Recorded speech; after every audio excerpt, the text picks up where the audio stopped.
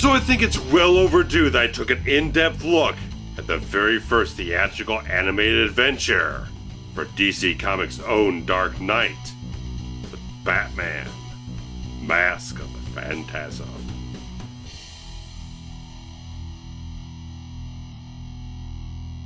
As Gotham's Cape Crusader thwarts the shady dealings of organized crime, a shadowy new vigilante exacts a deadly form of vengeance upon them, and in the process inadvertently makes Batman appear to be responsible for the murders. With Bruce Wayne's former love, Andrea Beaumont, returning to town, it stirs memories of 10 years prior, when happiness and darkness tore at his soul. Meanwhile, as the Dark Knight peels back the layers of this Phantasm's motives, unsettling truths gradually reveal themselves as the clown prince of crime, the Joker, becomes entangled in this mystery. With the police condemning the Bat and long-buried emotions resurfacing, Gotham's solemn hero must battle a far more personal enemy than he ever has before. So released on Christmas Day, December 25th, 1993, Batman Mask of the Phantasm actually failed to become a box office hit, grossing only $5.6 million off of a full $6 million budget.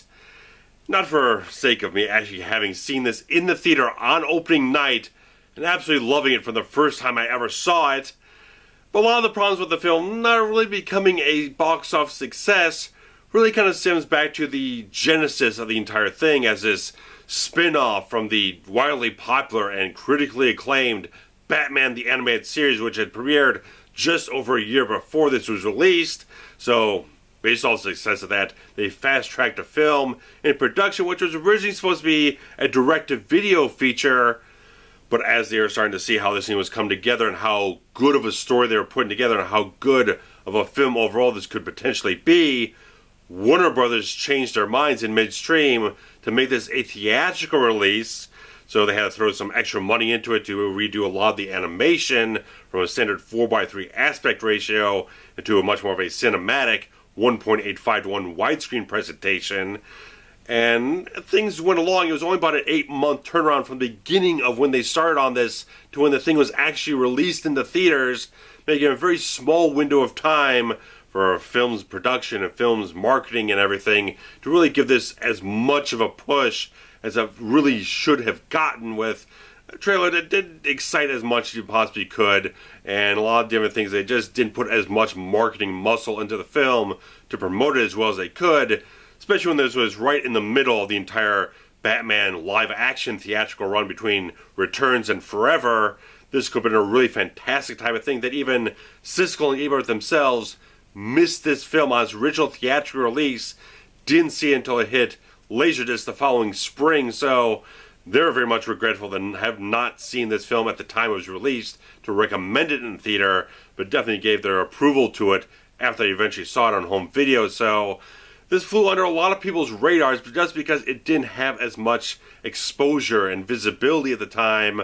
But being a major fan of the animated series and just being a diehard Batman fan since like day one I could ever possibly understand a cartoon or a comic book or whatnot,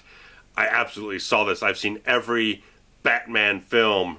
theatrically, and just like, this was the fantastic experience to actually see this film and just continue to experience it over and over through the years, to see how this film stands up so remarkably well, now being released on Blu-ray from the Warner Archive Collection. It's such a nice thing to see this preserved so much, to reintroduce it to new generations of Batman fans, because again, the Batman animated series is probably heralded as the most accurate adaptation of the Batman character in any form of media whatsoever, and this film so exquisitely and so beautifully pushes that towards such a great level throughout this entire storyline, really showing you the origins of Batman in a certain way, showing in flashback the sort of weeks or whatnot leading up to the actual donning of the cape and cowl and all these different things, that you get this fantastic story in this whole film that is very different from what you see in a lot of other comic book movies, that a lot of them aren't able to really achieve this, especially the live action ones. Maybe it's something inherent just being an animated feature that they can be so accurate in how everything is so emoted and so well portrayed with every single line they put up on the animation and everything to get everything looking exactly as it is. How every character can give that right level of emotion tweaked into the image of the film. How they can pull off such a good romantic storyline and fill in such a good noir mystery into this whole thing. It's so beautifully Batman in a certain way, with having the world's greatest detective trying to unravel this interesting mystery that ties into his own history, his own genesis in a certain way, not the whole thing of his parents getting murdered, but leading up to those moments about what he really is going to become, and having this fantastic conflict with the character of Bruce Wayne here, being in this moment of time where he's finding absolute joy and pure happiness in his life, a contentment, something where the pain of his parents' murder doesn't hurt him so much that he's found someone he can genuinely love and spend the rest of his life with, until so much of that is completely just ripped away in a final moment there. And it's such a great little thing to see how young adult Bruce Wayne kind of inches towards where he's going to be. That whole thing that he adapted from Frank Miller's Batman Year One, where he is wearing just like the ski mask. It's an interesting little thing to see that little genesis there that also ends up being in Batman Begins, that great idea, whatnot, how he has this prototype version of what he's going to become, but he really hasn't found the essence of what he's going to become as Batman and everything. And just seeing how these two different storylines are colliding in the flashbacks of the whole thing, where we're having this whole wonderful mystery unfolding throughout the entire course of the film about who the Phantasm is, what all this stuff is linking towards and everything, just putting all the pieces together as Batman beautifully does. It's such a nice little story they put together in this whole thing, to have that romantic background and this sorrow and the pain and the emotion and everything, and just all these reflective things of what the character, who the Phantasm ends up being as Andrea Beaumont, this woman that Bruce loves so much, goes so far off the deep end, goes into that edge into vengeance and whatnot, which Bruce doesn't step into. And even at the end of the film, Alfred even comments on that he was always afraid that Bruce might step over that line into that whole thing, be swallowed up by the darkness. But there's always that sense of hope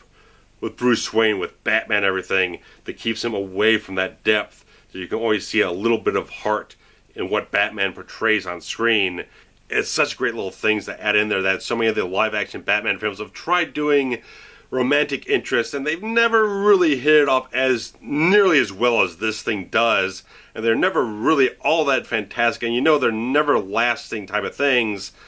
This wraps everything up so beautifully with a storyline that ties everything in and weaves it all together in a single tapestry of a storyline here that ties itself up at the end of the film, but adds so much quality to it and so much depth and genuineness to what is portrayed on screen, and done so fantastically by a wonderful voice cast in this whole thing, because everyone knows Kevin Conroy is practically the absolute perfect voice of Batman. Every time I've ever read a Batman comic book, it's his voice as Batman, as Bruce Wayne, that circulates in my head as I read that dialogue in a comic book. It's so perfect and so synonymous and so iconic.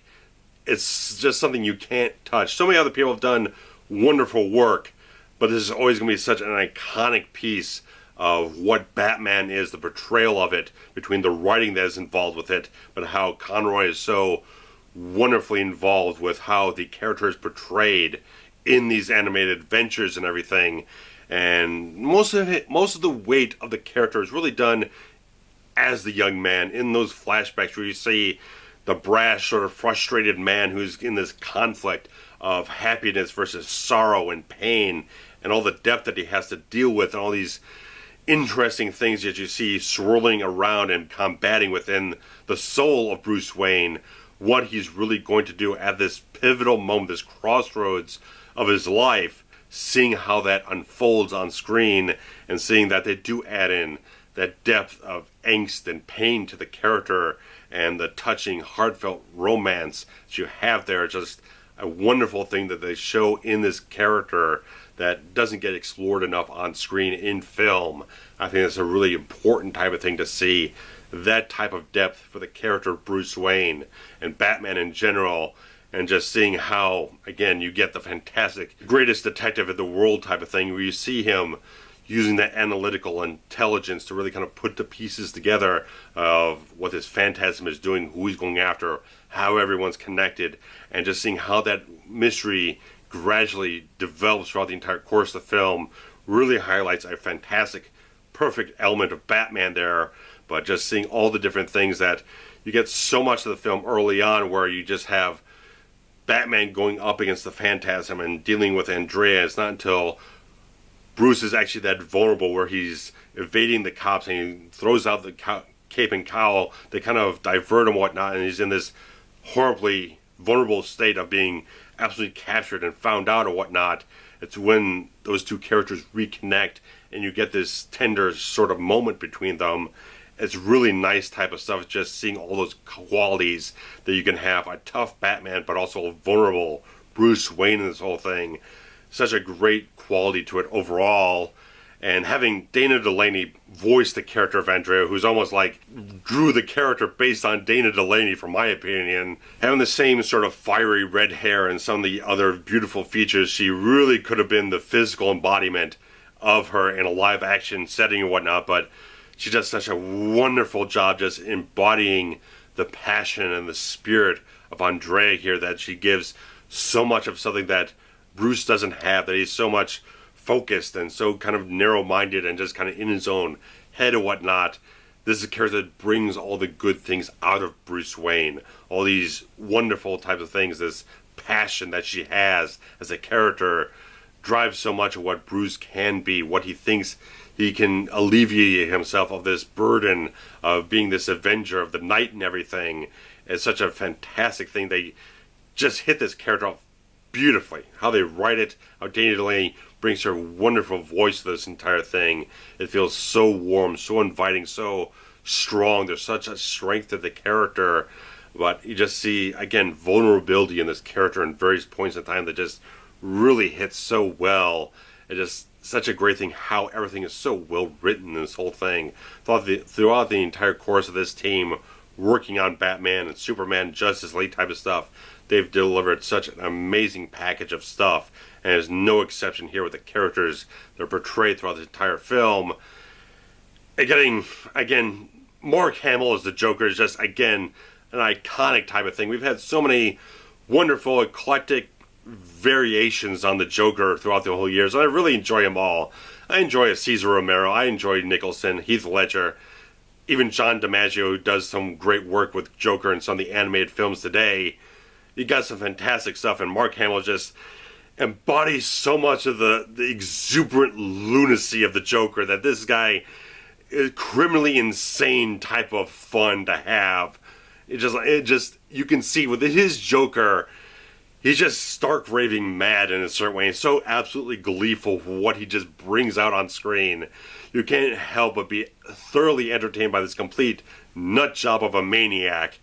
It's a wonderful portrayal that just such the perfect balance between Kevin Conroy and Mark Hamill, the portrayals of these two starkly different type of characters. It's a wonderful type of thing to just have that, such a solid piece of this whole film that originally they're kind of avoiding trying to put the Joker into the film, because so much in proximity to Jack Nicholson's portrayal. Didn't really kind of invite that type of thing so much into a film, but they knew they had to get the Joker in there. They knew that was exactly what needed to be added in there, and it's like, some people, again, might have a little objection, again, towards what Tim Burton did, giving a Joker the kind of origin of being this gangster or whatnot, who just gets splashed with acid or whatnot, but it kind of takes a little bit off there, but it's so nice how they weave the character of the Joker into the storyline, but doesn't make him the focus of it. He's just kind of a cog in the whole thing that kind of, I admitted, a wild card to the entire latter half of the whole film, where things get a little bit off from the beaten path of just the gangsters or whatnot who are being off by the Phantasm. Just throw this different element to the whole thing that kind of supercharges the entire rest of the film to a different level, because you gotta have something that just creates that type of anarchy in the whole film with the Joker. This exuberance, this just wackiness in a certain way. This different quality to the whole thing. It's someone that you can't just take down easily, and someone who's also very intelligent and smart, that he figures out who the Phantasm is himself. So again, another guy who's very much intelligent, same level as Batman, to be able to figure all this stuff out. And so again, another wonderful, excellent portrayal from Mark Hamill, kicking into this whole thing wonderfully, and just having all these voice actors do such a wonderful job bringing this cast together in such colorful, dimensional, and emotional type of ways, and carrying on from the highly influential animation style of the animated series. All that quality is still brought over into the theatrical film using the exact same animators and creative team and everything to put it all together. They still do a very solid, consistent job that I'm sure if they had more time, if they started out knowing this was a theatrical film and they had more time to do it, I think the visuals would be even greater than they are, because they are very much in line with the television series. They don't feel like they put so much more to emphasize a highly theatrical style, but they do such interesting, good stuff in a lot of cases to really just hit some great visuals that strike out upon you. And even the opening credit sequence was a CGI cityscape of Gotham, which was kind of designed to maybe kind of be a replacement for the series in general, to kind of use as sort of a backdrop type of thing to reuse over and over again, but it never really kind of came to fruition there, but decided to use it here for the wonderful opening title sequence. So, I mean, to do some good stuff in this whole thing with the animation does hit off some very fluid type of stuff that looks really nice. The action of the whole thing looks fantastic. There's so much dynamic, interesting action that goes on throughout the entire course of the entire film. It hits up a really good type of thing. Just have some thrilling excitement going on from beat to beat in this whole thing, in between some really fantastic character moments and drama going on in the storylines. Like, it's such a well-paced, tightly paced film that a lot of the other DC animated films of late do have kind of the same runtime, about 75, 76 minutes, but they always seem like they might be missing a little bit of something in the transition from a second act into the third act. It always feels like there's maybe a cog missing into the build-up of things, but this is so well-paced, so tightly constructed, it does not feel like you're watching an hour and 50-minute long film. This feels very full, very satisfying, very rich in what it's giving to you, and the pace of it hits up so many things in such a condensed amount of time, tell you so much story, so much character, so much action and emotion and the whole thing. It feels like a very, very full film that doesn't feel like you've shortchanged things to accommodate the smaller production budget to be a shorter type of film. It feels absolutely perfect at the length that it is. And having Shirley Walker's music in this whole thing, where she worked on the animated series, doing a lot of conducting for Danny Elfman before and after and during this whole time, and just hitting off such fantastic work. She passed away a couple of years ago, leaving behind a wonderful legacy of so much great, inspired type of work, and this is some of her best stuff throughout the entire course of working on Batman.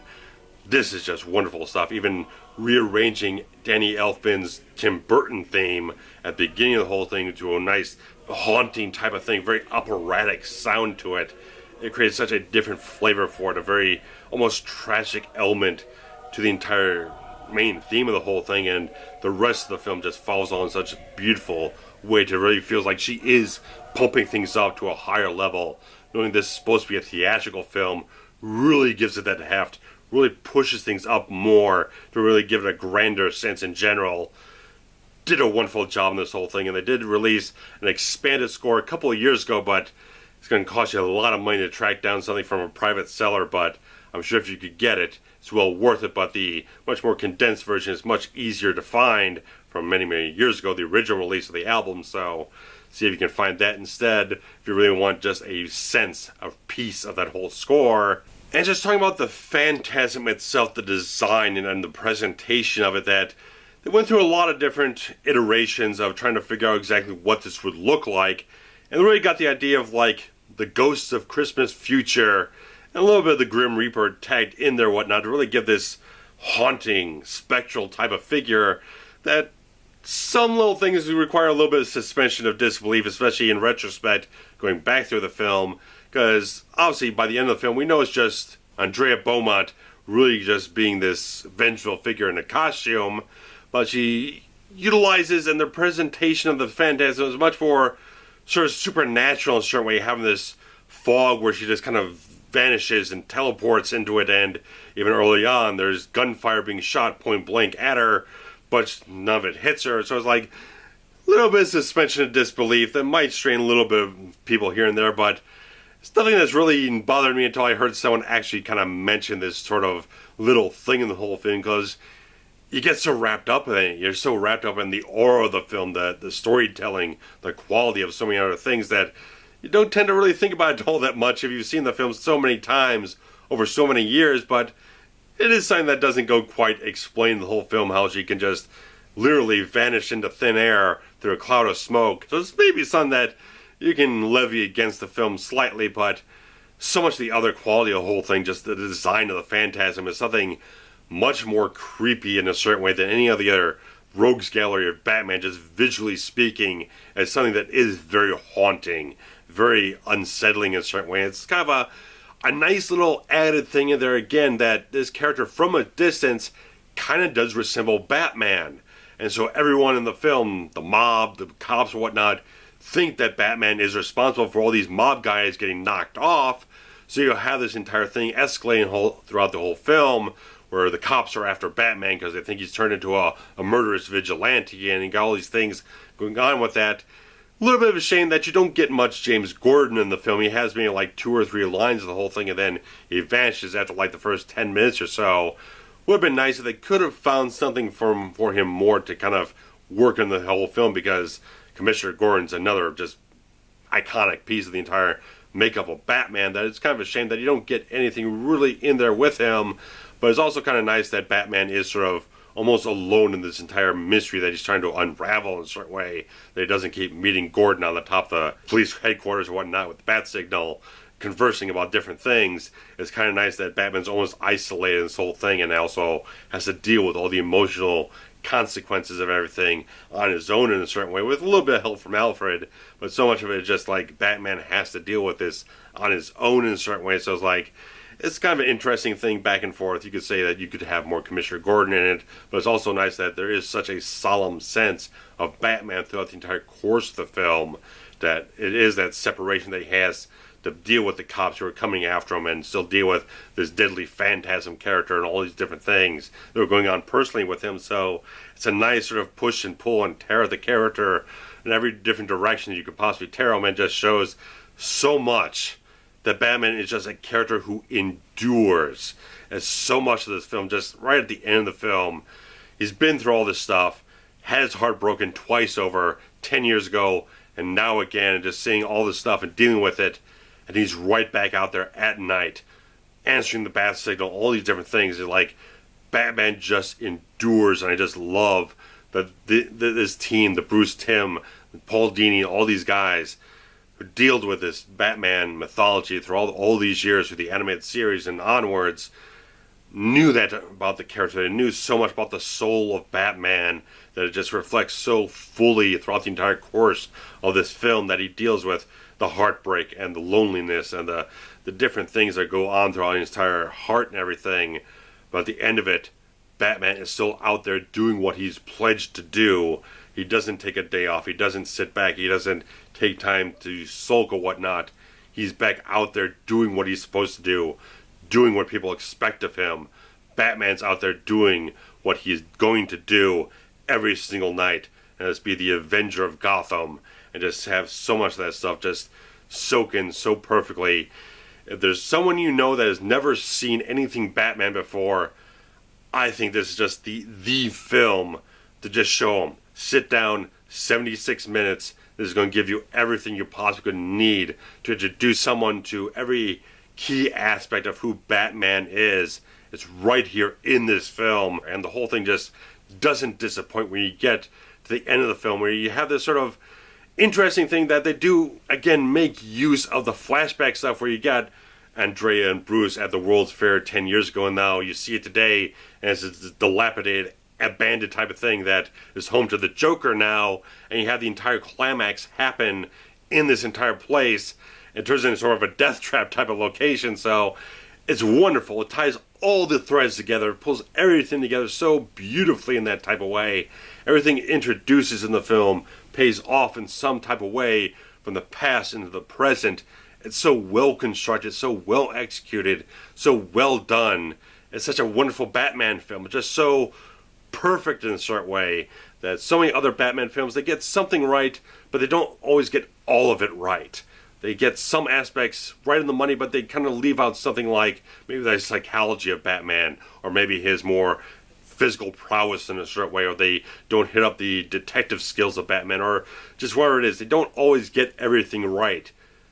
This gets it right. This gets every little aspect of Batman so wonderfully right. It's such a joy to watch, to see the reality, the real depth of Batman just shine on screen. It's just a wonderful thing. You can always go back to Batman the Animated Series or Mask of the Phantasm and see how it all holds up so well in the mature storytelling and the wonderful writing and such, the heart of it all. Because a lot of people might think Batman's just a dark, brooding character, but he's a character that does have a light within him, a hope, an emotion, someone who does look at things with a hopeful outlook in a certain way. He's not all dark and depressing type of thing. There is a genuine depth of humanity within Batman, that he does believe in something greater than what he is, something more than just the darkness. That's where he dwells, but that's not where his heart, not where his hope lies. You can see the betterment, you can see the humanity in things, and just like getting the humanity of Batman on screen is such an integral part to the legacy and the makeup of this amazing character. So guys, what are your thoughts, what are your feelings about Batman Mask of the Phantasm? I think it's such a wonderful piece of work, and it's like it still remained part of the DC animated universe in the episode of Justice League Unlimited, where they had the episode epilogue, which tied up the events of Batman Beyond, and you had the Phantasm show up again as Andrea Beaumont, and just like these wonderful type of things that it just every little thing, they never forgot anything in the lineage of what they created for this character in that continuity, and just having that little piece of the puzzle added in there, where Andrea was being kind of courted to assassinate someone, but knew that would be completely against what Bruce Wayne, Batman, would stand for, and she refused to do it. So it's like wonderful type of stuff. Just go watch this stuff. Go watch any part of the animated series, this film, whatever it is. Just enjoy it and indulge. Fantastic type of stuff. So guys, I'm going to get out of here. Comments below the thumbs up if you enjoyed what I had to offer here. It's so exquisitely well appreciated, guys. So back with more stuff leading up to the release of Justice League. Gonna do a review of Richard Donner's Superman the movie. So guys, a lot of work to do there, but I'm going to get it done one way or another, because can't afford it, gotta do it. So thanks guys very much, take care, bye bye.